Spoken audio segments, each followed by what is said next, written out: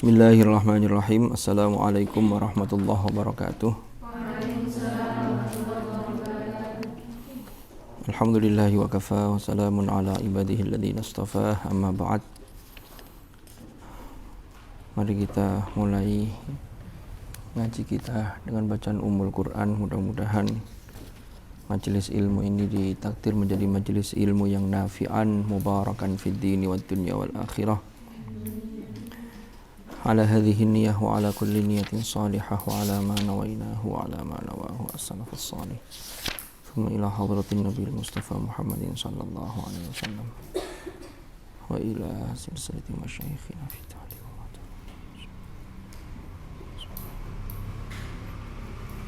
wa nafa'ana bihim wa bi ulumihim fid dharain amin. Al-Fatihah.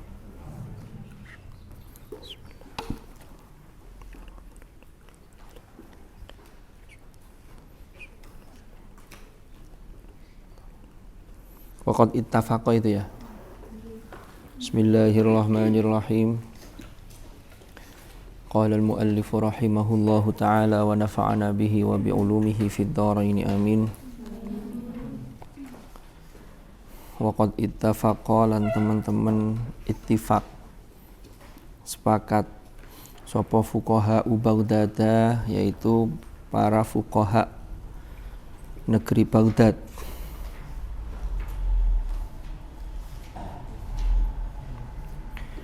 Sopo fuqaha Baghdad. Yang belakang dengar suara saya? Ya wis.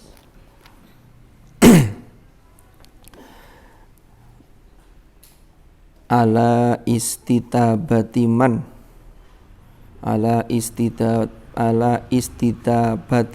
ing atase memohon atau meminta bertaubatnya seseorang. Ala istitabatiman.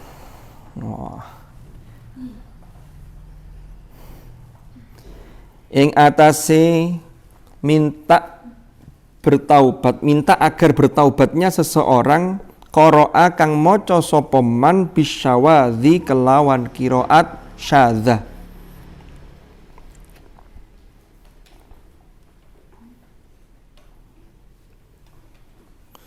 Wa qissatu kulli wahidin, utawi cerita saben-saben suwiji, utawi cerita setiap orang min ibni Syambud, yaitu diantaranya adalah Ibni Syambud wa Bani Muqsam al-Ithar, iku ma'rufatun terkenal fi dzalika, iku ma'rufatun diketahui. Maksudnya diketahui ya, cerita itu diketahui fi dzalika ing dalam hal tersebut. Ini masih lanjutannya episode yang lalu, yaitu pembahasan mengenai hukum membaca qiraat syadzah. Sebagian ulama ajaza, tapi jumhur ala adami jawazil qiraati bisyadz. Ya. Salah satu yang menguatkan kalau qiraat syadzah itu tidak boleh dibaca, itu adalah ketika di Baghdad itu terjadi seseorang yang bersikeras tetap membaca qiraat yang dianggap syadzah, yaitu Ibni Syambud sama Ibni Muqsam yang dulu pernah kita ceritakan itu, yang mana oleh para fuqaha Baghdad sepakat bahwa beliau berdua ini diminta untuk bertaubat. Kalau pelakunya diminta atau diperintah untuk bertaubat, berarti qiraat syadzah itu tidak diperbolehkan. Sebagaimana pendapat jumhur ala adami jawazil qiraati bisyadz lita'abbudi biha mutlaqan, yang poin nomor 2 atasnya itu. Faham ya? Qala Ibnul Jazari berkata,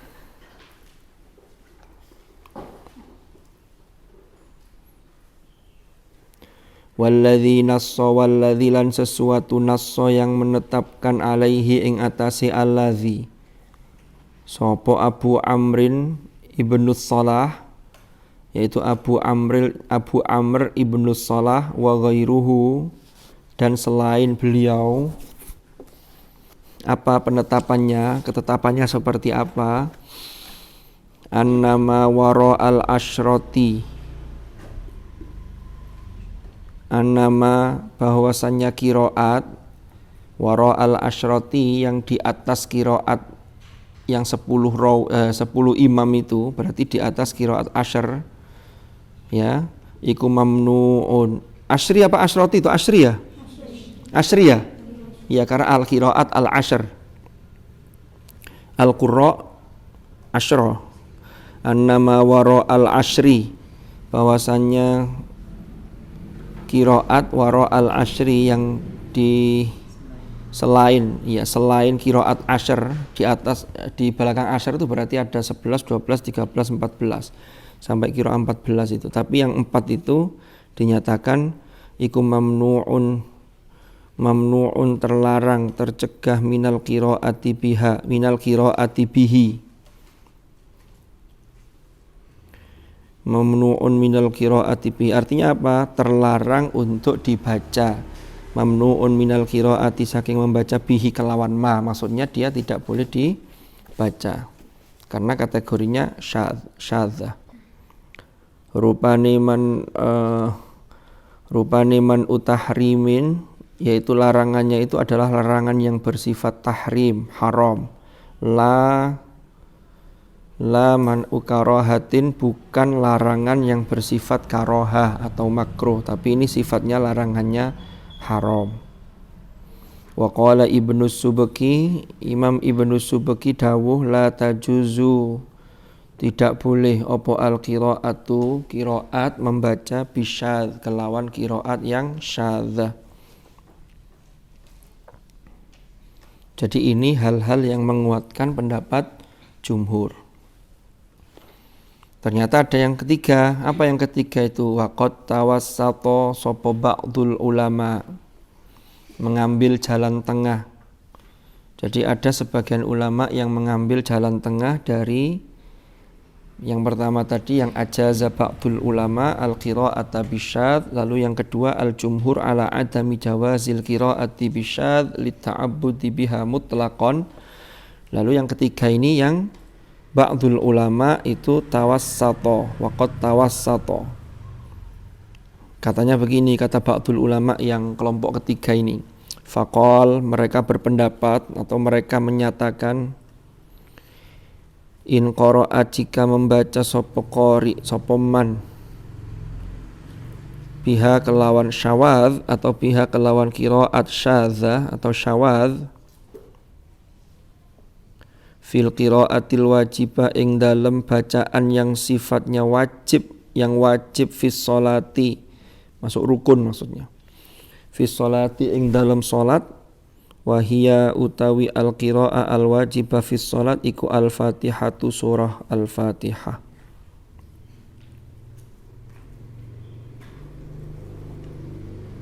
Indal qudrati ala ghairiha, ing dalem nalikane mampu atau bisa, ala ghairiha ing atase sakliyane syadzah.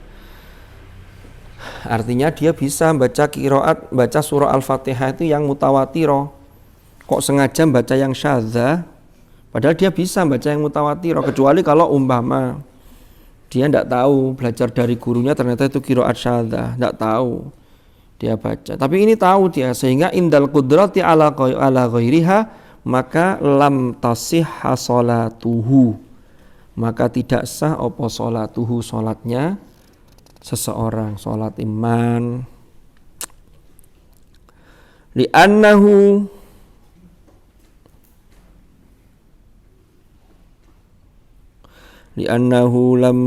lam yatayaqqan,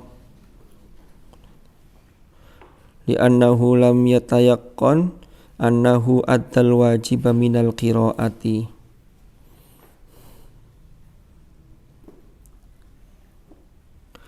Li'annahu, karena saat teman-teman yang baca Fatihah dengan qiraah syadzah tadi, iku lam yatayaqqan, tidak, apa makna tayaqqan ini ya? Apa Gus? Meyakini. Tidak yakin, tidak meyakini, tidak, gak mantep. annahu addal wajib, bahwasanya dia telah menunaikan atau menyelesaikan atau melaksanakan al wajib minal qiraah, ing kewajiban dari membaca, artinya membaca yang wajib dalam sholat. Berarti dia dinyatakan tidak membaca sesuatu yang wajib karena Fatihahnya kan qiraat syadzah. Sehingga apa? Karena li'adami thubutil Qur'ani bidzalika, krono tidak adanya penetapan Al-Qur'an bidzalika kelawan hal tersebut. Artinya begini, Fatihahnya dibaca dengan qiraat syadzah, maka seakan-akan dia tidak melakukan yang wajib dalam sholat, itu yang rukun tidak dilakukan. Padahal Rasul bersabda, la sholata liman lam yaqra bi Fatihatil kitab, kan begitu. Kenapa kok Fatihahnya, kok sholatnya tidak sah? Karena Fatihahnya tidak dia baca. Loh, dia kan baca. Ya, tapi kan qiraat syadzah. Kalau qiraat syadzah berarti tidak adanya li'adami thubutil Qur'ani bidzalika. Yang mana qiraat syadzah itu tidak dianggap sebagai Al-Qur'an. Gitu. Paham ya? Wa in qara'a biha fi ma la yajib. Wa in qara'a, dan jika membaca sopo seseorang biha kelawan syawad atau qiraat syadzah, fima ing dalam sesuatu la yajibu yang tidak wajib opo ma, maka lam tabtul tidak batal opo sholat. Jadi kalau yang umpama bukan yang rukun maka tidak membatalkan sholat. Ini menurut pendapat yang ketiga. Li'annahu lam yatayaqqan annahu atafis sholati bimubtilin, karena dia lam yatayaqqan annahu atafis sholati bimubtilin, karena dia tidak, apa sih yang pas itu yang maknanya, yang enak itu kalau dalam konteks ini. Annahu, maksudnya gini, dia tidak secara meyakinkan melakukan sesuatu yang membatalkan sholat gitu loh. Paham ya? Karena apa? Karena yang dibaca itu bukan yang rukun. Contohnya baca surat, maka pendapat ketiga membolehkan. Tapi kalau mengacu pada pendapat yang kedua, seandainya dibaca dalam sholat dan bacanya bukan Fatihah, tetap tidak sah sholatnya. Kenapa? Berarti dia memasukkan bacaan yang bukan Al-Quran dalam sholat. Padahal bacaan dalam Al-Quran, bacaan sholat itu kan tidak boleh kalau selain Al-Quran, sholawat, apalagi itu. Yang jelas harus berbahasa Arab. Ditambah doa pun, umpama ketika kunut lalu ditambah doa yang panjang itu kan tetap harus berbahasa Arab. Walaupun doanya itu menceritakan kondisi umat Islam, seperti doanya Syekh Sudes ketika qiyamul lail, itu ketika kunut itu kan bisa 1 jam itu. Allahumma ansuril mujahidina fi Palestin. Itu kalau diganti bahasa Indonesia batal sholatnya. Tapi dia berbahasa Arab, dia tetap tidak apa-apa. Tapi dalam kondisi itu ketika di kunut witir itu ya. Paham maksud saya? Jadi kalau ikut pendapat jumhur, maka walaupun yang dibaca itu bukan surah Al-Fatihah, tapi umpama surat yang faqra'u ma tayassara minal Qur'an, umpama baca yang mudah lah dari Al-Qur'an. Lalu kok pakai qiraat syadzah, maka itu dianggap batal sholatnya. Kenapa? Karena dia memasukkan bacaan yang bukan Al-Qur'an. Lagi bacaan apa mali koyo gitu loh. Itu dalam konteks ini. Maka qiraat syadzah itu bukan bagian dari Al-Qur'an. Li jawazi an yakuna dzalika minal hurufil lati unzila 'alaiha al-Qur'an. Ini pendapat ini lanjutannya begini. Li jawazi an yakuna apa dzalik, karena bolehnya yento ono apa dzalika hal tersebut iku minal huruf, termasuk huruf allati kang unzila den turunake 'alaiha ing atase huruf apa Al-Qur'anu. Jadi itu masih termasuk huruf-huruf yang mana diturunkan juga Al-Qur'an.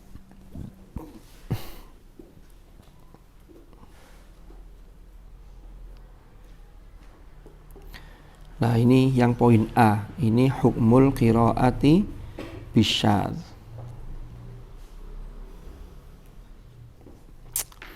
Yang B, hukmul amali awil istishhadi bil qiraat asyadzah.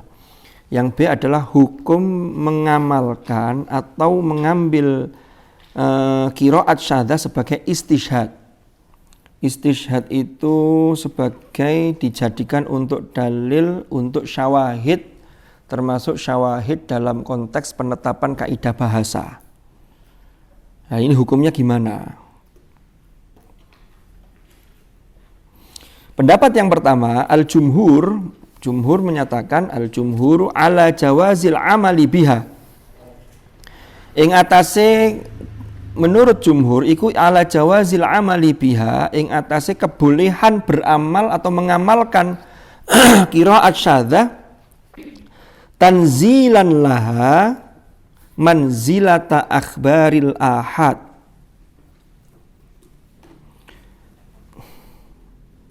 Al-jumhuru ala jawazil amali biha tanzilan laha. Tanzilan laha karena diturunkannya laha maring qiraat syadzah manzilatan. Oh, gini bukan. Tanzilan laha menempatkan, memposisikan baginya, bagi qiraat syadzah itu manzilata akhbaril ahad, sebagaimana posisi atau kedudukan khobar ahad. Kan dalam hadis itu khobar itu ada mutawatir, ada yang ahad. Yang ahad itu berarti tidak sampai derajat mutawatir. Nanti di situ dibagi lagi. Ada apa saya urutannya? Apa Gus? Gharib? Apa sih urutannya dalam hadis ahad itu? Aziz, apa sih sing ada 3 itu? Apa Gus? Hah? Lo ayo. Wah, lali ya, lali. Aziz, gharib. Gharib itu yang paling rendah. Ada lagi satu lagi itu apa? Apa? Masyhur. Masyhur, aziz, gharib ya. Masyhur, aziz, gharib. Lah ini boleh digunakan qiraat syadzah itu, tetapi dia diposisikan sebagaimana posisi akhbar al-ahad. Wa akhbarul ahad utawi khobar ahad iku maqbulatun, bisa diterima indal ulama, menurut ulama. Ya juzu wenang, ya juzu boleh apa al-amalu biha, beramal dengan akhbar al-ahad. Wastimbat, ya juzu wastimbatul ahkami, dan boleh wastimbatul ahkami, dan beristimbat hukum al-asyariyati kang bangsa syariat, artinya hukum-hukum syarak, minha dari akhbarul ahad. Jadi ini qiraat syadzahnya diposisikan seperti akhbar atau khobar ahad. Waqad ihtajja, lan teman-teman berhujjah sapa al ulama, para ulama, biha kelawan qiraat syadzah fi katsiri minal ahkamil fiqhiyati, dalam banyak hal di antara hukum-hukum fikih. Contohnya kama fi qat'i yaminis sarik, sebagaimana kasus dalam potong tangan kanan seorang pencuri. Jadi seorang pencuri itu dipotong tangannya. Kalau ayat kita yang mutawatir itu kan wasariqu wasariqatu faqta'u aydiyahuma. Nah ini ala qiraati Ibnu Mas'ud radhiyallahu an, qiraatnya Ibnu Mas'ud yang ini masuk kategori syadz, itu wasariqu wasariqatu faqta'u aymanahuma. Jadi bukan aydiyahuma tapi aymanahuma. Ini menjadi penafsiran dalam mengambil hukum. Maka kalau pencuri laki-laki yang dipotong itu tidak langsung 2 tangan, tapi kan tangan kanan dulu. Nanti lagi nyolong mana? Apa yang dipotong berikutnya? Kaki, nyilang kan? Kaki kiri. Nanti baru tangan kiri. Ojo pancet ae, yo entek sak sikile. Kan begitu jadinya. Saya lupa ada tokoh ulama mufassir siapa, lupa saya namanya. Yang itu loh, ibda kama bada Allahu Ta'ala. Artinya kalau kita termasuk dalam penafsiran itu mulailah dari mana Allah itu memulai. Contohnya begini, takdim takhir, wasariqu wasariqatu, dulu pernah kita bahas. Kan bukan wasariqatu dulu. Ternyata hikmahnya Oh ini memang pencuri ini yang banyak yang melakukan. Itu yang maling itu nanti kategorinya kan macam-macam. Ada yang mengambil hak orang lain. Ada yang maling dengan kekerasan jadinya rampok, kan begitu. Ada yang maling tapi ambil mepet gak ketoro jenenge copet, kan begitu. Itu kan maling juga itu kan, sarik juga.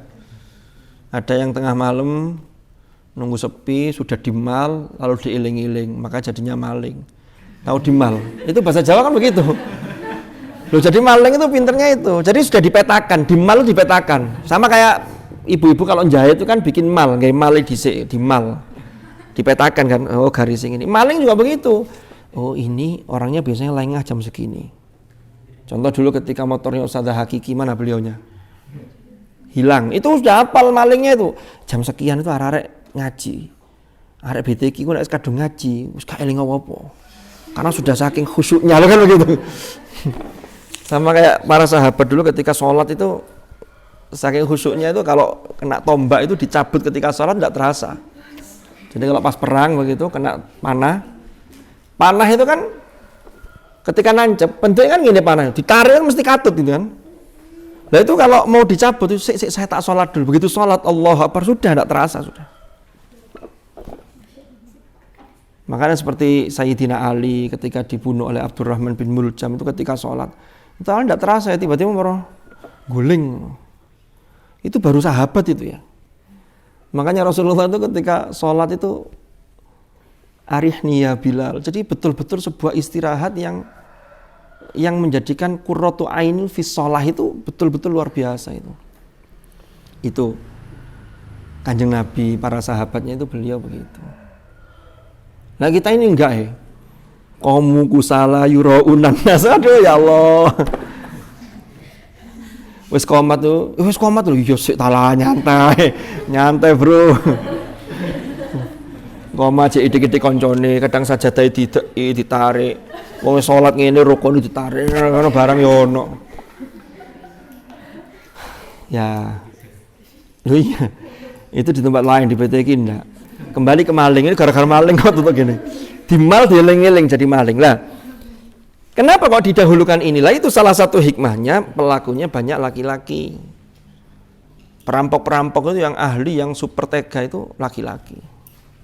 Saya kadang-kadang itu, dulu kita bahas juga tentang kenapa kok dalam surat Al-Falaq itu salah satu yang harus kita mohonkan perlindungan pada Allah itu wa min syarrin naffatsat. Itu wanita-wanita tukang sihir. Kenapa kok harus naffatsat? Ternyata perempuan itu kalau sudah dendam itu lebih nemen. Sehingga suwe luwih mandi timbang wong lanang. Iya. Jadi perempuan itu kan sensitif, perasa gitu kan. Jadi harus ya itu harus kita waspadai juga. Azaniyatu wazani loh, yang perempuan yang duluan. Oh bisa. Karena sehingga hikmahnya kan pelaku zina itu laki-laki dan perempuan itu yang paling banyak ya perempuan. Lalu yang kedua resiko yang diterima dari akibat zina itu ya yang paling banyak resikonya paling besar diterima perempuan. Maka hati-hati. Hifdzun nasl ini harus hati-hati. Jadi pentingnya mencari gen atau nasab, baik yang perempuan laki-laki atau laki-laki yang nyari istri, itu pentingnya itu sampai terus ke atas itu yang tidak pernah terindikasi melakukan dosa zina. Karena kalau atas-atasnya itu pernah, itu kadang-kadang berpotensi. Ya walaupun tidak semuanya loh ya, yang kemudian jadi baik gitu. Tapi sekian keturunan. Atau pilihannya, kalau ada yang pertama mulai, nanti anak cucu itu bisa juga berpotensi. Makanya betul-betul harus dijaga. Jangan sampai sembrono. Lah hal-hal begitu mesti dimulai dari hal yang sepele. Sepele itu contohnya apa? Ya meremehkan goncengan. Oh, digonceng. Saya tuh sering mengatakan, sampean digonceng antara digonceng supir Grab atau Gojek dengan digonceng orang yang kenal itu beda. Kalau yang gonceng itu Grab, Anda tidak punya tendensi apapun. Aku ora kenal, gak mungkin. Mas aku tak rodok Nyedek titik gak iso. Saya mesti jaga jarak itu. Aku rada maju Mas, gak iso. Tapi kalau sudah kenal, waduh, kenal itu ndak peduli statusnya apa. Mbayu mbelek itu gak, itu nomor kesekian bagi setan. Sebul teman. Cari mas-masnya sendiri ngarep, tak golekno polisi tidur. Krusuk, akhirnya merusut kan. Hati-hati. Itu modus-modus yang harus diwaspadai. Ada wasariku ini. Termasuk mencuri hati para wanita ini, asarik. Lah ini faqta'u aydiyahuma. Lah qiraatnya Ibnu Mas'ud itu faqta'u aymanahuma. Ini penafsiran ini termasuk menjelaskan lalu dipakai untuk penetapan dalam hukum fikih. Nek ono maling maka dipotong ini yang kanan dulu. Kan begitu. Badal aydiyahuma ini sebagai pengganti dari qiraat yang aydiyahuma. Wahtajat dan berhujjah sapa al-Hanafiyatu, kelompok Hanafiyah. Ala wujubit tatabu'i fi shaumi kafaratin. Ing atase wajibnya berturut-turut fi shaumi kafaratil yamini. Ing dalam puasa kafarah sumpah. Jadi kalau ada orang melanggar sumpah, maka puasanya itu harus berturut-turut. Kan dia kalau sumpahnya dilanggar, maka puasanya 3 hari. Berdasarkan qiraatnya Ibnu Mas'ud, fasiyamu thalathati ayyamin mutatabi'atin.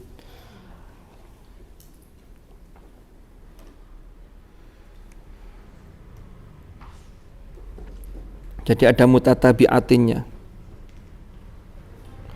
Mutatabi'atin itu secara berturut-turut. Jadi telung dino langsung. Bi ziyadati kalimati mutatabi'atin, dengan adanya tambahan kata atau tambahan kalimat mutatabi'at. Maka Hanafiyah memandang bahwa puasanya itu ya harus 3 hari berturut-turut. Berdasarkan qiraat Ibnu Mas'ud ini. Khalafa fi dzalika sapa jumhur Syafi'iyah. Bihujjati annal qiraati syadzata lam tathbut qur'aniyatuha fala yajuzul amalu biha. Khalafa berbeda fi dzalika ing dalam hal tersebut. Kalau tadi kan nomor 1 tadi jumhur itu membolehkan menggunakan qiraat syadzah itu untuk istishhad, untuk diamalkan. Contohnya tadi itu. Tapi jumhur Syafi'iyah, mayoritas pengikut Imam Syafi'i, ulama-ulama Syafi'iyah itu justru berbeda. Jadi ulama Syafi'iyah secara jumhur itu tetap hujjahnya adalah annal qiraati syadzata lam tathbut qur'aniyatuha. Qiraat syadzah itu ora tetep opo kequr'anannya, sehingga fala yajuzu opo al-amalu biha, maka tidak boleh diamalkan, gitu loh. Tidak boleh beramal sesuai dengan berdasarkan qiraat syadzah. Wa ajabalan jawab sopo al-jumhur, jumhur ulama an dzalika terhadap hal tersebut bi annahu krana sak temene kelakuan iku layal zamu min intifa'i qur'aniyatiha apa intifa'u umumi kauniha akhbaron. Layal zamu tidak harus min intifa'i qur'aniyatiha disebabkan hilangnya kequr'anannya. Artinya tidak dianggap Al-Qur'an. Qiraat syadzah itu tidak mengharuskan, tidak secara otomatis menghilangkan apa intifa'u umumi kauniha, ya, yaitu hilangnya keumuman kauniha, kaun substansi qiraat syadzah itu tidak otomatis hilang. Sebagai apa? Iku akhbaron, sebagai akhbar. Maksudnya annaha, bahwasannya qiraat syadzah fi hukmil amali bi khabaril wahidi wa khabarul wahidi ya'malu bihi. Wa khabarul wahidi iku yu'malu bihi.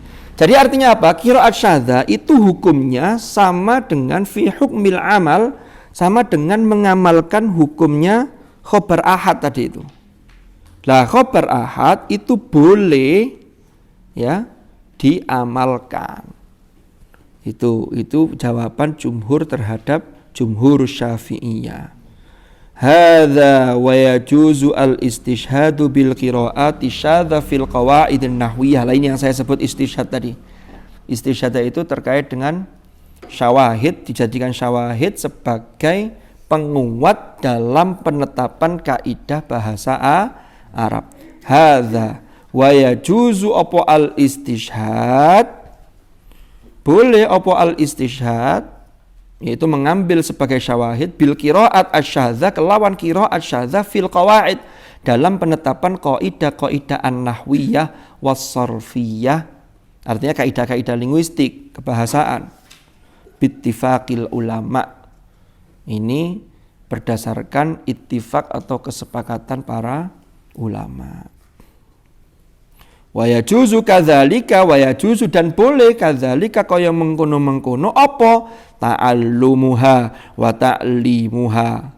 Mempelajari qiraat syadzah, mengajarkan qiraat syadzah itu boleh. Ta'allumuha, mempelajarinya boleh. Ta'limuha, mengajarkannya boleh. Nadhariyan secara teoritis, la amaliyan, bukan secara praktis. Artinya teorinya, oh ini loh qiraat syadzah contohnya ini, kayak tadi itu kita jadi tahu. Tapi bukan untuk dipraktekkan. Beda, ini belajar teoritis dengan praktis, la amaliyan. Wa yajuzu takwinuha, dan boleh tadwinuha, membukukan qiraat syadzah, tadwin, mengkodifikasi qiraat syadzah fil kutubi ing dalam pira-pira kitab atau kitab-kitab, wa bayani wa yajuzu bayanu wajhiha, dan juga boleh menjelaskan bermacam wajah qiraat syadzah min haitsul lughah wal i'rab, dari sisi aspek bahasa dan i'rabnya. Sampai sini ada pertanyaan?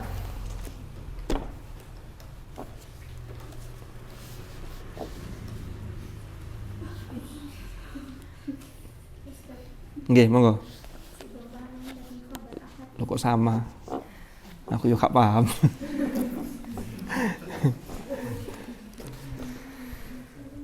Jadi gini, di dalam penetapan, saya ke khobar dulu ya. Sumber hukum Islam atau yang disebut dengan masadirut tasyri' al-islami al-muttafaq 'alaiha, yang disepakati terutama di Ahlus Sunnah wal Jamaah, itu ada 4. Karena nanti yang di luar yang 4 ini ada namanya al-mukhtalaf fiha, ini masih diperdebatkan. Ada istihsan, ada satu dzara'i, ada apa lagi? Syar'u man qablana, syar'un lana, dan seterusnya, syar'u man qablana. Nah, yang 4 ini Al-Qur'an, lalu hadis. Hadis ini nanti tinggal setelah hadis ada ijma' qiyas. Saya yang kedua ini, hadis ini ada yang membedakan apa bedanya hadis dengan sunnah dengan khobar. Saya tidak masuk ke perbedaan masing-masing secara operasional itu. Tapi singkat cerita, hadis yang bisa digunakan sebagai hujjah kalau hadis itu mutawatir. Maka kalau hadis itu mutawatir, maka kedudukannya berarti dia qat'iyyus tsubut atau qat'iyyul wurud. Qat'i. Berarti pasti diterima. Kan begitu? Lah, lalu ada hadis yang tidak mutawatir. Artinya tidak mutawatir itu apa? Dalam setiap tobaqoh periwayatannya itu jumlah perawinya tidak mencapai derajat mutawatir, sehingga ditinjau dari sisi kuantitasnya dia turun, namanya bukan mutawatir tapi khobar ahad. Nah, nanti ahad nanti ada hitungannya, ada klasifikasi ahad yang disebut masyhur, sudah mendekati mutawatir tapi belum mutawatir. Lalu ada aziz, ada gharib, kan begitu. Ini dari sisi kuantitas, penelitian dari sisi kuantitasnya. Karena nanti kalau penelitian dari sisi kualitasnya, kualitas perawinya, itu nanti yang memunculkan sahih, hasan, dhaif. Ya. Nah, menurut ulama termasuk di dalam mazhab Syafi'i boleh hadis ahad yang tidak mutawatir tadi itu dijadikan sebagai dalil. Jadikan sebagai sumber gitu loh. Nah, menurut ulama yang membolehkan qiraat syadzah itu menjadi sumber, contohnya tadi itu ya, sumber untuk menetapkan hukum. Kalau ada pencuri dipotong tangannya, mana ini tangannya? Oh, qiraatnya Ibnu Mas'ud itu aimanahuma. Oh ya wes, berarti secara fikih menurut ulama fikih menyatakan yang dipotong tangan kanannya berdasarkan qiraat syadzah. Maka itu boleh. Kenapa? Karena kedudukannya seperti kedudukan hadis ahad ketika dijadikan hujjah, dijadikan sumber penetapan hukum itu loh. Paham? Bulat ya? Nah, gitu loh. Jadi itu maksudnya. Tapi tidak untuk dianggap sebagai, kalau qiraat syadzah ya jelas tidak mutawatir. Kalau Quran yang mutawatir, yang sudah makbulah, yang sudah memenuhi syarat-syarat mutawatir, sahihah, maka Quran itu derajatnya adalah qat'iyyut thubut, qat'iyyul wurud. Harus diterima. Tinggal nanti kandungannya, isi Al-Quran itu ada yang qat'iyyud dalalah, ada yang dhanniyud dalalah. Yang qat'iyyud dalalah itu apa? Yang ditunjuk itu sudah pasti. Contohnya apa? Contoh yang sering muncul itu tentang ayat waris.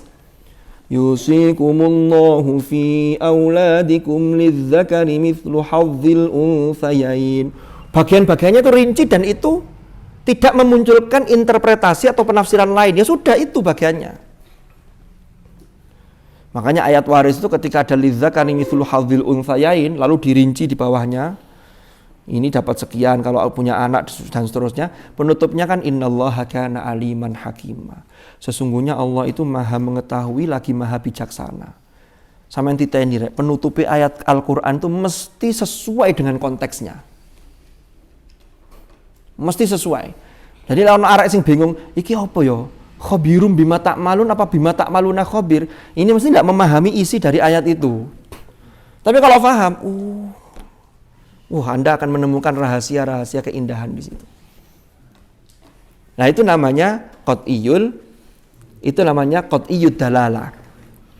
Kalau dhanniyud dalalah itu ada ayat yang bisa memunculkan penafsiran yang berbeda. Contohnya apa? Di dalam bahasa Arab itu ada lafaz-lafaz yang mustarok atau disebut al-mustarok al-lafzi. Mustarok lafzi itu termasuk di dalamnya mustarok yang mudhad, yang berlawanan. Satu kata tapi maknanya bisa dua, dan maknanya itu antara satu dengan yang satunya itu bisa berlawanan. Contoh yang sangat terkenal, wal mutallaqatu yatarabbasna bi anfusihinna thalathata quru. Lafaz quru jamak dari qur'un itu bisa haid, bisa tuhur. Nah, kan begitu. Sehingga dalam Asy-Syafi'i memandang bahwa ini 3 kali suci. Tapi Imam siapa? Malik apa Abu Hanifah ya? Hanifah ya, Abu Hanifah itu 3 kali haid. Nanti berimbas pada, ini nanti jumlahnya jadi beda karena 3 lebih panjang nanti. Nah, maka di sini penetapan ini berarti kandungannya namanya dhanniyud dalalah. Gitu loh. Tapi kalau ayatnya ya pastilah yang dhonni ini ya yang memunculkan interpretasi yang kadang termasuk salah satu yang memunculkan ikhtilaf, yaitu perbedaan pendapat. Oh, nanti belum lagi yang lain, karena memunculkan perbedaan pendapat itu banyak sekali. Tidak hanya itu. Satu riwayat, kadang perbedaan pendapat itu begini, ketika Rasulullah SAW itu, saya lupa, agak lupa ini, ketika perjalanan melakukan ibadah haji, lalu beliau berhenti di sebuah daerah di apa sih namanya ya, saya lupa berhenti. Maka para sahabat pun itu sudah berbeda. Ada yang melihat berhentinya Rasulullah itu berhenti biasa, yang itu bukan dalam rangka kurbah. Artinya apa? Itu tidak usah diikuti. Kenapa? Ya itu karena berhenti Rasulullah capek. Tapi satunya mengatakan Rasulullah berhenti itu juga dalam rangka mendekatkan diri pada Allah. Maka kita meneladani. Loh, itu sudah berbeda. Jadi pemahaman hadis pun itu juga sejak masa sahabat itu ada pemahaman tekstual, ada kontekstual. Ada hadis yang memang harus dipahami tekstual. Seperti shollu kama ra'aitumuni usolli. Ya begitu Rasulullah sholat. Tinggal nanti prakteknya ada yang mengatakan ada hadis yang meriwayatkan Rasulullah itu pernah kunut subuh tapi setelah itu beliau meninggalkan. Sementara hadis yang lain Rasulullah itu selalu kunut subuh sampai faraqad dunya, sampai beliau meninggal. Imam Syafi'i melihat kunut subuh ini beliau menyatakan hadis yang Rasulullah kunut sampai wafat itu sahih. Kalaupun yang satunya dianggap tidak sahih, tapi yang dilakukan Rasul walaupun sekali itu bisa jadi syariat. Maka Imam Syafi'i mengatakan kunut subuh itu sunnah. Abu Hanifah menyatakan kunut itu sunnahnya ada pada sholat witir. Karena Rasulullah pernah kunut subuh tapi meninggalkan. Itu yang lebih kuat dibanding hadis yang Rasulullah kunut sampai wafat. Itu kan sudah berbeda ini. Jadi ini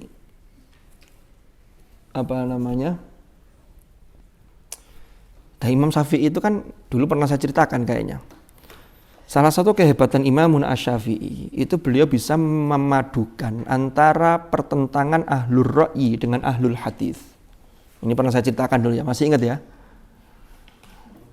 Sampai Imam Asy-Syafi'i itu setelah dari berguru ke Imam Malik, beliau berguru kepada Imam Muhammad bin Hasan Asy-Syaibani ya, murid langsung dari Abu Hanifah yang dikenal sebagai ahlul ra'yi. Nah, antara Imam Malik dengan Abu Hanifah ya jelas banyak perbedaannya. Kenapa? Karena Imam Malik tinggal di Madinah, stok hadis yang berkembang di sana diriwayatkannya banyak sekali. Sementara di Irak yang diriwayatkan tidak sebanyak di Madinah. Sehingga Imam Abu Hanifah harus mengerahkan bagaimana ini kias. Sehingga di situ dikenal dengan beliau memeras otak sehingga dikenal dengan ahlur ra'yi. Tapi beliau berpendapat bukan berangkat dari hawa nafsunya. Tapi betul-betul mengerahkan. Nah, ini ijtihad. Jadi Imam Abu Hanifah itu sesungguhnya sudah menulis sebuah kitab yang besar, tapi isinya itu lengkap. Termasuk aliran-aliran ketika itu. Ini mesti jempolnya ambu pindang ini.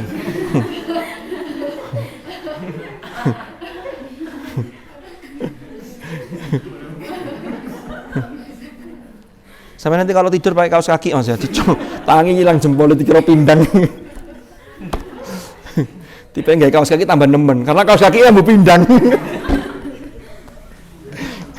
Mohon maaf Gus Rosi ya. Anda layak mendapatkan ini. Gak apa-apa, dia nyanyi ngadepi rono ya ngaji. Enak saya punya korik, nanti saya baca ya. Seliane ngadep rono ini. Gak apa-apa Gus, santai Gus. Ini hanya mantan musaid yang bisa begini. Kalau tidak pernah jadi musaid tidak boleh di sini. Sini. Bagus.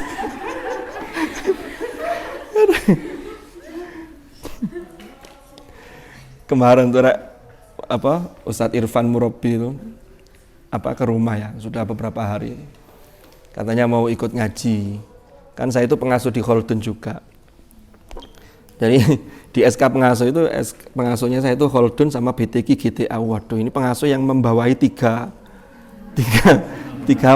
Mabena. GTA Mabenanya ada 2 lagi, di Takmir sama yang di Indawi itu kan yang saya pernah cerita itu. Mabena ada GTA itu. Ternyata GTA saya baru tahu itu kepanjangannya Gria Taman Asri. Iya. Kalau Gria Taman Asri ditarik ke sini di kamar arek-arek, Gria Taman Ape. Yes. Saya nggak tahu mlebu nang GTA, Masya Allah. Hati-hati. Di pintu depannya udah mau semaput itu. Ya ini gara-gara pindang tadi. Mohon maaf Gus Rosi ya. Kata Ustadz Irfan begini, Ustadz teman-teman pengen ngaos, terus pun tidak gabung di BTG GTA. Anak 15 musyrifnya itu, akang musyrifnya kan ada 15. Waduh, kakean nanti numpuk di sana. Kan kebanyakan nanti. Sampai ndak konsen nanti. Akang ya. Paling gak konsen sampean. Sampean cukup iki lah. Wis milih sing ngono. Pilihannya semakin banyak kan tambah nanti gak konsen sampean. Ya pilihan itu semua diwakili Gus Rozi ini tadi. Terus mari ngono. Aduh piye ya wis akhirnya ya wis sekarang baru mulai 1 hari kemarin. Nyari waktu susah, malam taklim, habis taklim wis kebengen, wis pegel lah. Sore yo ada restoran. Akhirnya hari Selasa habis subuh kemarin baru 1 kali ngaji nambah. Ngaji kitabnya Mbah Hashim. Adabul Alim wal Muta'allim. Karena saya mikirnya gini, kalau di Khaldun dikasih materi sofahat kayaknya kurang match, enggak pas gitu loh. Ini sofahat kan kelas-kelas khusus kayak sampean-sampean ini. Jadi eksklusif. Eksklusif itu tertutup jadinya. Eksekutif lah. Ya kayak kereta itu loh, kesan eksekutif. Ada pertanyaan? Ya gitulah gambarannya. Yang lain? Jangan angel, mesti angel tak kok iki. Seket munus ketone angel. Maksudnya angel itu bukan pertanyaannya, iki gak bisa jawab iki lho. Kan tadi Kapan enggak ya? disawakan sama hadis ahad karena kemutawatiran ketidakmutawatirannya. Seandainya syadahnya karena sebab yang lain seperti tidak sama dengan tidak cocok dengan Rasul Usmani atau tidak sesuai dengan bahasa Arab atau ihtimalan, apa tetap juga ikut hukum itu? Disebut syadzah ini kan karena dia tidak bisa memenuhi 3 syarat itu. Tapi yang paling dominan, yang paling utama itu yang mutawatirohnya. Tapi umpama ada ya. Tapi kok kemarin gini ya, diungkapannya di halaman berapa itu gini kemarin. Kalau tidak sesuai dengan rosem, itu hampir dipastikan dia tidak mutawatiroh. Termasuk tidak sesuai dengan rosem dan tidak sesuai dengan kaidah bahasa Arab itu. Jadi saya belum menemukan, ada enggak, pertanyaan kan gini, ada enggak qiraat yang syadzah yang dia sudah mutawatiroh tapi melanggar dari salah satu 2, boleh jadi rosemnya atau ini, boleh enggak dia tetap menjadi apa untuk hujjah ini kan gitu toh maksudnya. Nah itu kalau kita kemarin di halaman berapa itu saya masih ingat kok. Jadi syarat yang paling utama itu mutawatiroh. Artinya apa? Ketika sudah tidak sesuai rosem sama salah satunya itu biasanya kaitannya tidak mutawatiroh karena ini syarat yang paling dominan. Sehingga kalau ada pertanyaan gitu saya belum bisa menjawab secara pasti. Gitu. Bukan angel kan pertanyaan ini, temen. Hanya ini pewinter Pak Arego.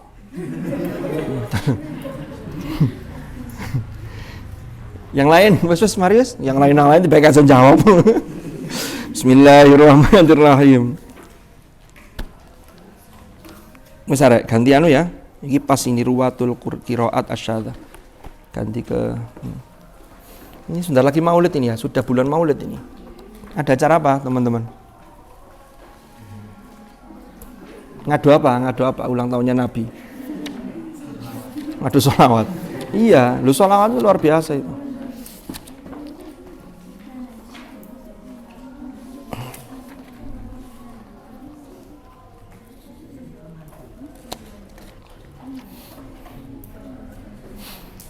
Ada salah satu kisah itu, mungkin kalian sudah banyak yang tahu ya, tapi nggak apa-apa lah saya ceritakan di sini. Ada sahabat Rasulullah itu namanya Thauban. Pernah dengar ya kisah ini ya? Seneng. Thauban itu asalnya seorang budak yang kemudian dia dimerdekakan oleh Kanjeng Nabi. Jadi sama Nabi itu dia ini sangat mencintai Hadratul Rasul. Sampai suatu ketika dia nangis sambil mengatakan begini, ya Rasulullah, la anta ahabbu ilayya min ahli wa mali. Sungguh panjenengan ini lebih aku cintai dibanding keluargaku dan hartaku. Ini saking cintanya Thauban kepada Rasulullah. Lalu Thauban melanjutkan kata-katanya begini, saya ini wa inni la adzkuruka ya Rasulullah, selalu mengingat panjenengan. Cintanya itu tulus dan totalitas. Sehingga setiap saat tuh selalu ingat Rasulullah. Ya kayak sampean dalam nyanyian tuh loh, ingat kamu mau makan, ingat kamu. Wa inni la adzkuruka ya Rasulullah. Fama asbiru hatta aji'a fa anzuru ilaik. Saya ini selalu tidak sabar ya Rasulullah. Kalau jauh dari panjenengan itu tidak sabar. Saya ingin segera ketemu panjenengan, saya datang ke panjenengan, saya melihat panjenengan. Saya lega. Itu Sauban sambil nangis. Tapi ya Rasulullah, saya tahu bahwa panjenengan ini nanti di akhirat itu akan masuk idza dakhaltal jannata rufi'ta ma'an nabiyyin. Panjenengan masuk surga, pasti derajat surganya itu diangkat oleh Allah bersama para nabi. Wala araka ya Rasulullah. Kalau sudah begitu, saya tahu amal saya ini apa. Saya tidak bisa ketemu panjenengan lah nanti di surga. Karena beda klaster. Ini Sauban ini khawatirnya begitu. Ini saking cintanya kepada Rasulullah. Mendengar kata-katanya Sauban itu, Rasulullah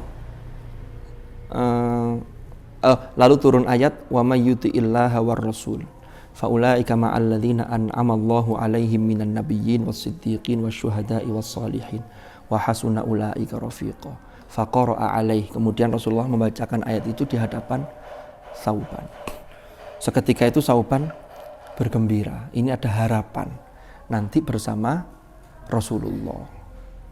Dan ini kita juga berharap seperti itu. Awake dhewe ngaji, melakukan amal baik, semoga-moga bareng dengan Rasulullah. Karena Rasulullah itu ya makhluk terbaik. Bahkan ada kisah lagi itu sahabat Ukasyah, pernah tahu ya cerita ini ya. Ketika Rasulullah itu mau wafat, beliau sudah sakit sekian hari. Lalu kemudian beliau minta untuk dibopong ke mimbar. Sahabat-sahabat itu sudah kangen akan tausiah atau wejangan-wejangan dari Rasulullah.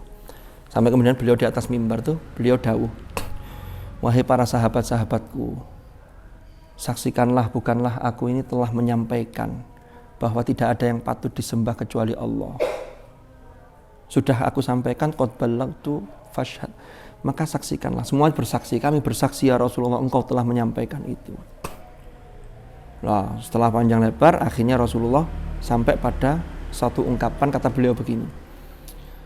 Aku ini tidak lama lagi akan kembali kepada Ar-Rafiqil A'la, pada Allah. Maka barang siapa yang hari ini saya punya hak adami antara aku dan dia, mungkin ada hutang piutang, maka hari ini sampaikanlah, karena aku tidak ingin pulang kembali kepada Allah dalam keadaan masih menanggung hutang. Sahabat mulai sedih, terdiam semua. Ya jangankan ketika itu, ketika Fathu Makkah turun surat An-Nasr saja, Abu Bakar itu menangis terseduh-seduh gara-gara turun surah Idza Jaa Nasrullahi wal Fath. Ditanya oleh sahabat lain, loh bukannya kita ini senang karena Islam ini sudah didakwahkan oleh Rasulullah dan semua penjuru Arab ini sudah yadkhuluna fi dinillahi afwaja. Apa jawab Abu Bakar? Iya, satu sisi aku bahagia, tapi dengan adanya surat ini, informasi bahwa Islam ini sudah dipeluk oleh banyak orang secara berbondong-bondong, berarti tugas risalah Rasulullah sudah hampir selesai. Di situ Abu Bakar sudah sedihnya luar biasa. Itu saking cintanya sahabat Abu Bakar kepada Rasulullah. Abu Bakar itu kan keimanannya luar biasa. Rasulullah nanti dawuh begini, lawuzina imanu Abi Bakrin bi imani hadhil ummah, maka la rojahaha. Seandainya ditimbang keimanan Abu Bakar yang satu orang, ditimbang dan keimanan semua umat Islam, itu Abu Bakar tetap lebih unggul. Nah, itu sudah koyo apa itu?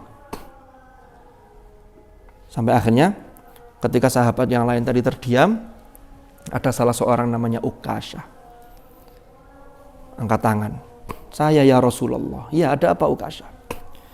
Saya mau menyampaikan bahwa yang saya sampaikan ini apakah ini termasuk hutang engkau kepadaku atau bukan? Saya tidak tahu. Iya, ada apa?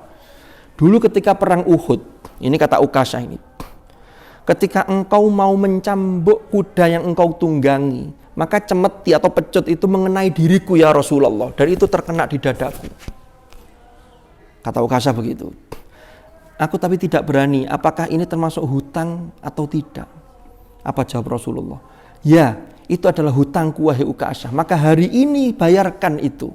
Sehingga balaslah aku. Sampai kayak gitu Rasulullah itu. Saking welasnya seorang yang luar biasa. Para sahabat kaget. Ini Ukasyah kok keterlaluan banget ini ya. Masa dia mau balas kepada Rasulullah? Akhirnya dia mulai maju. Rasulullah bilang kepada sahabat Bilal untuk minta tolong diambilkan cemeti atau pecut itu di kamar Rasulullah. Di situ ada Sayyidah Fatimah, putri Rasulullah. Sayyidah Fatimah tanya kepada Bilal, untuk apa ini wahai Bilal? Ukasyah menuntut balas kepada Rasulullah karena dia pernah terkena pecutnya Rasulullah ketika perang Uhud. Jawab Fatimah, jangan sakiti Rasulullah, ayahku ini sedang sakit. Lebih baik aku saja yang menerima itu. Apa kata Bilal? Ini antara Rasulullah dengan Ukasyah. Akhirnya diberikanlah cemeti itu kepada Rasulullah. Nah, lalu Rasulullah akan memberikan cemeti itu kepada Ukasyah ini. Ukasyah ini akhirnya maju. Sahabat Abu Bakar itu menghalangi. Wahai Ukasyah, jangan kau sakiti Rasulullah. Tapi balaslah aku, balaslah diriku. Bahkan bisa lebih. Pokoknya pasang badan lah. Apa jawab Rasulullah? Wahai Abu Bakar, menyingkirlah. Ini urusan antara aku dengan Ukasyah. Ukasyah maju lagi. Sayyidina Ali karramallahu wajhah menghalangi. Karena saking sahabat-sahabat itu cintanya kepada Rasulullah sallallahu alaihi wasallam. Sayyidina Ali menghalangi. Kata Sayyidina Ali, balaslah aku karena dalam diriku ini juga terdapat darah Rasulullah. Karena masih ada hubungan kerabat. Lagi-lagi Sayyidina Ali oleh Rasulullah disuruh minggir. Ini urusan antara diriku dengan Ukasyah. Pas sudah mendekat Rasulullah, Hasan dan Husain yang masih kecil itu menarik, jangan, saya saja yang, karena cucu beliau itu juga sangat sayang kepada Rasulullah. Dan kondisi Rasulullah ketika itu sakit. Hanya Hasan Husain diminggirkan. Ini antara diriku dengan Ukasyah. Sahabat-sahabatnya lain geram. Iki piye iki Ukasyah kok tega banget. Sampai di depan Rasulullah, dia bilang begini, wahai ya Rasulullah, bagaimana mungkin aku akan membalas kepada engkau sementara engkau di atas dan aku di bawah. Maka Rasulullah merintah kepada Bilal untuk minta diturunkan. Setelah turun, apa yang terjadi? Ukasyah masih bilang lagi, dulu ketika aku terkena cemeti yang engkau pecutkan kepadaku dalam mengenai diriku, maka ketika itu aku tidak mengenakan pakaian ya Rasulullah. Kalau engkau masih mengenakan pakaian ini, maka bagaimana mungkin cemeti ini akan bisa sampai ke panjenengan? Akhirnya dilepaslah baju Rasulullah SAW hingga terlihat dada beliau. Sampai akhirnya Ukasyah mendekat, sahabat-sahabat yang lain geram. Tiba-tiba cemeti itu dilempar oleh Ukasyah, dipeluklah erat-erat Rasulullah Sallallahu Alaihi Wasallam, sehingga Ukasyah mengatakan, bagaimana mungkin aku menyakiti seorang Rasulullah yang mana kalau kulit Allah menjamin kalau siapa kulit yang pernah bertemu dengan kulit Rasulullah maka diharamkan atasnya api neraka. Lunya sampai kayak begitu. Dan itu kesempatan yang ditunggu-tunggu oleh Ukasyah ketika itu. Jadi ternyata karena saking cintanya kepada Rasulullah, bukan dia mau membalas, tapi justru dia ingin menempel antara kulit dia dengan kulitnya Rasulullah Sallallahu Alaihi Wasallam. Jadi Rasulullah itu memang, ya makanya kita ini niru sepersekian persennya itu harus kita usahakan. Kalau menjadi insan kamil seperti beliau ya memang bukan tidak mungkin, tetapi sulit. Kalau persis 100% tidak bisa. Karena beliau itu manusia tapi bukan walaisa kal basyari, kan begitu, bukan manusia biasa. Tapi kita tetap punya kewajiban untuk meneladani, mengikuti, ya kan begitu, termasuk mencintai hadratur Rasul sallallahu alaihi wasallam. Allahumma shalli ala sayyidina Muhammad. Mudah-mudahan kita termasuk umat yang masuk dalam rombongan beliau dan nanti di surga bisa bersama dengan beliau. Amin ya rabbal alamin. Ya, ini sekilas tentang kisah Nabi dan juga para sahabatnya. Kita halaman berapa sekarang? Piro? Al-Fatihah.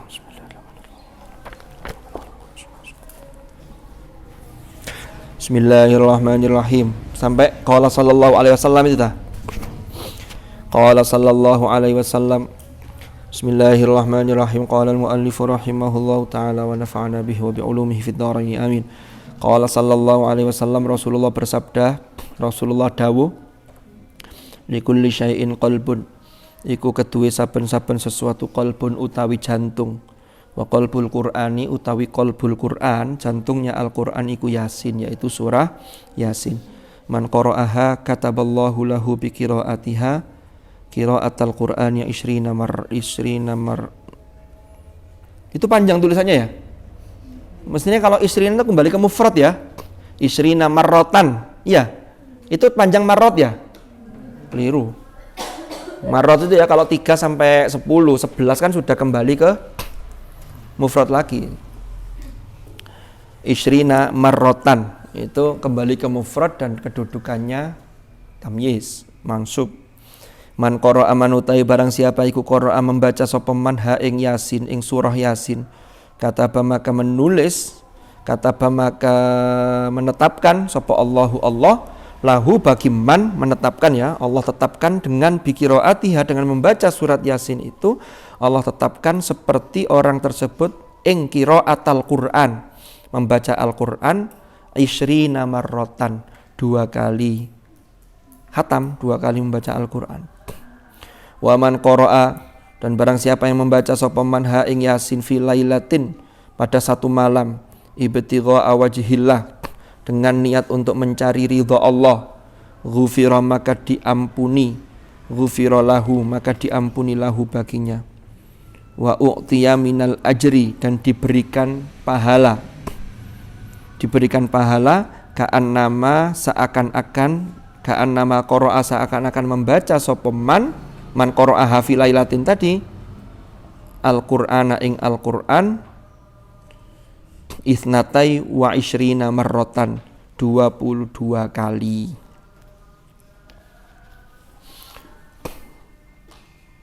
Qala sallallahu alaihi wasallam. Ya, sebentar lagi. Kode-kodenya tuh unik-unik di sini. Ada yang gelodak tadi, ada yang ngirim kucing. Oh, ngirim kucing ternyata juga kode. Kesel ya. Selak buko ya. Ya wis qala sallallahu alaihi wasallam wallahu a'lam bissawab. Sampun nggih? Mudah-mudahan manfaat, mudah-mudahan barokah. Al-Fatihah.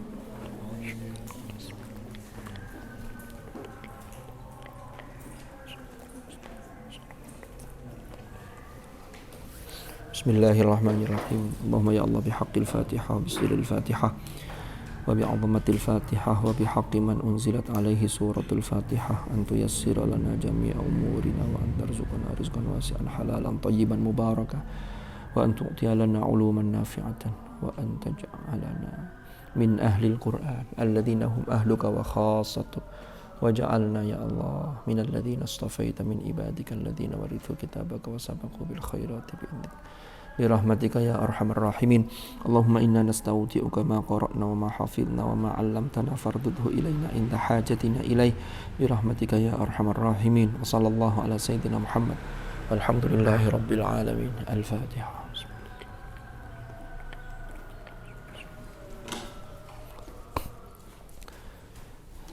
Kurang lebih mohon maaf, kita akhiri dengan kafaratul majlis. Bismillahirrahmanirrahim. Subhanakallahumma bihamdika asyhadu an la ilaha illa anta astaghfiruka wa atubu ilaik. Wa sallallahu ala sayyidina Muhammadin walhamdulillahi rabbil alamin. Hadanallahu iyyakum ajma'in. Al-afwa minkum. Assalamualaikum warahmatullahi wabarakatuh.